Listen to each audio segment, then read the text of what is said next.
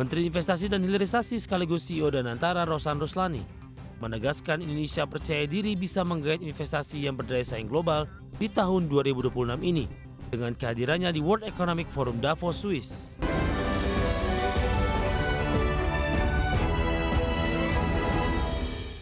Pemirsa, potensi investasi global terbuka lebar dalam ajang World Economic Forum 2026 di Davos, Swiss.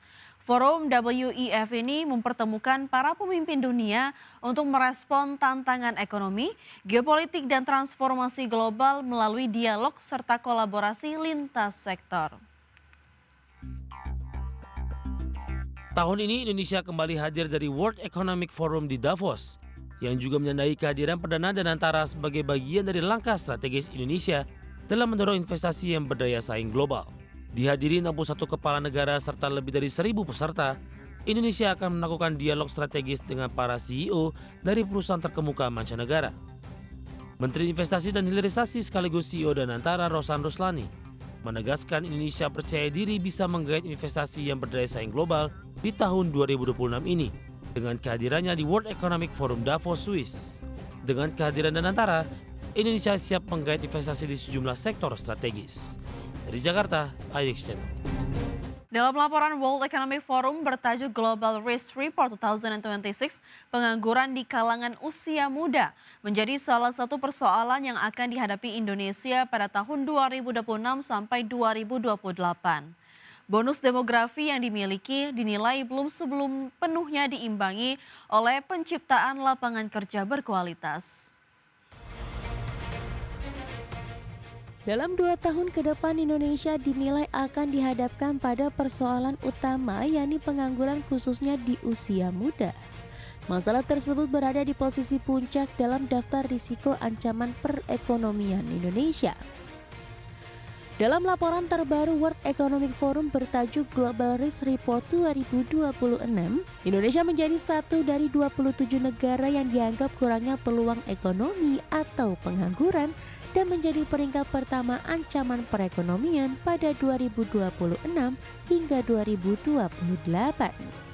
Bonus demografi yang dimiliki dinilai belum sepenuhnya diimbangi oleh penciptaan lapangan kerja berkualitas.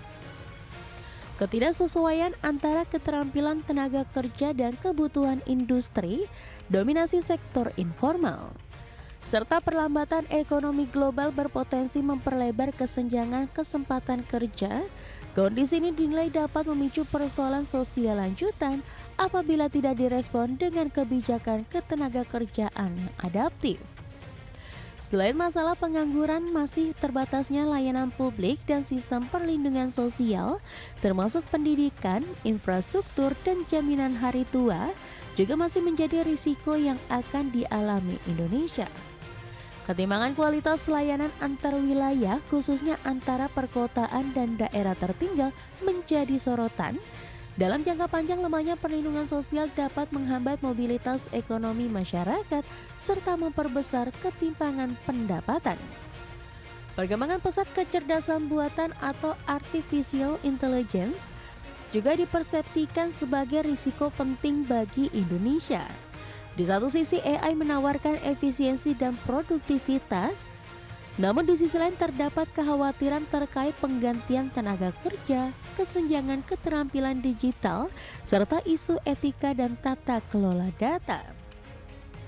Risiko perlambatan ekonomi seperti resesi atau stagnasi menempati peringkat berikutnya.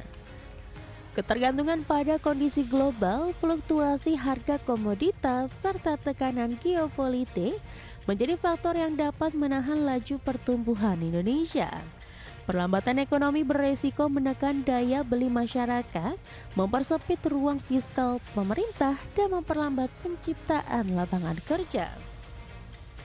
Terakhir, inflasi masih dipersepsikan sebagai risiko signifikan terutama terkait harga pangan dan energi.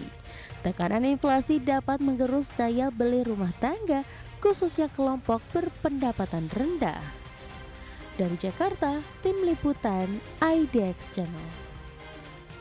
Pemirsa, Menteri Investasi dan Hilirisasi Rosan Roslani menyebutkan Perjanjian Dagang Indonesia European Union Comprehensive Economic Partnership Agreement atau IEU-SEPA masuk tahap ratifikasi pada tahun ini.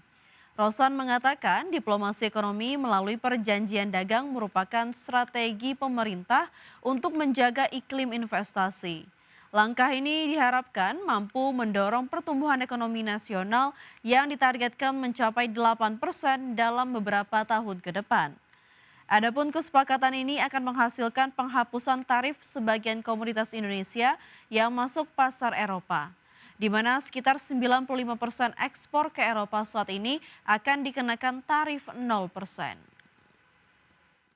Pemerintah terus melakukan diplomasi ekonomi dan upaya perbaikan di dalam negeri. Tentu kita terus meningkatkan bagaimana kita bisa meningkatkan iklim investasi kita ke depannya secara terus-menerus.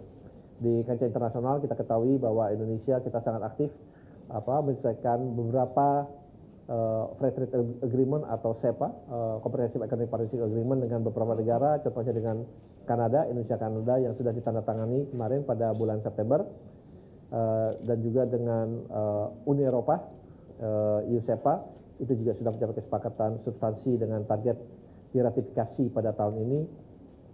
Dan in the proses kita juga masih akan gabung aksesi ke OECD dan CPTPP serta sedang mengoptimalkan juga RCEP yang melibatkan banyak negara tidak hanya di ASEAN dan juga negara-negara lain sehingga ini akan memperkuat posisi dalam.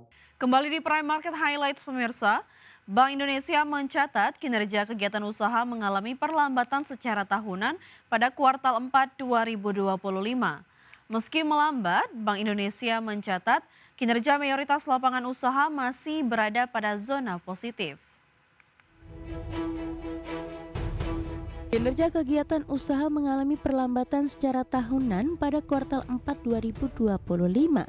Hal ini tercermin dari hasil survei kegiatan dunia usaha Bank Indonesia yang mencatat saldo bersih tertimbang atau SBT sebesar 10,61%.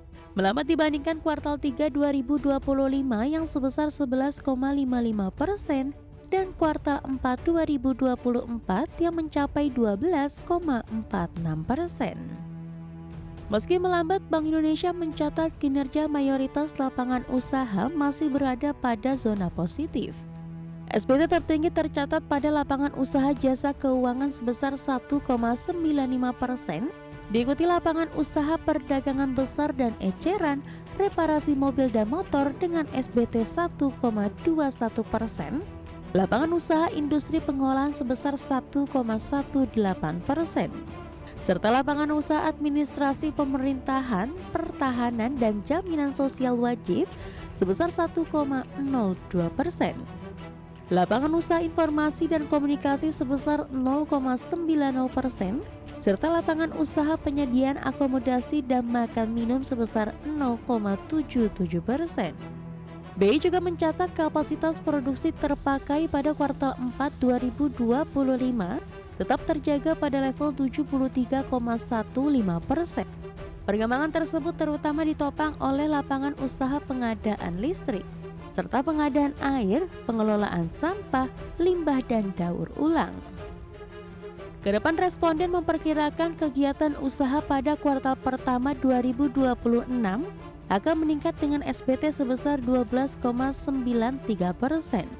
Peningkatan tersebut terutama diperkirakan terjadi pada lapangan usaha pertanian, kehutanan, dan perikanan seiring masuknya musim panen.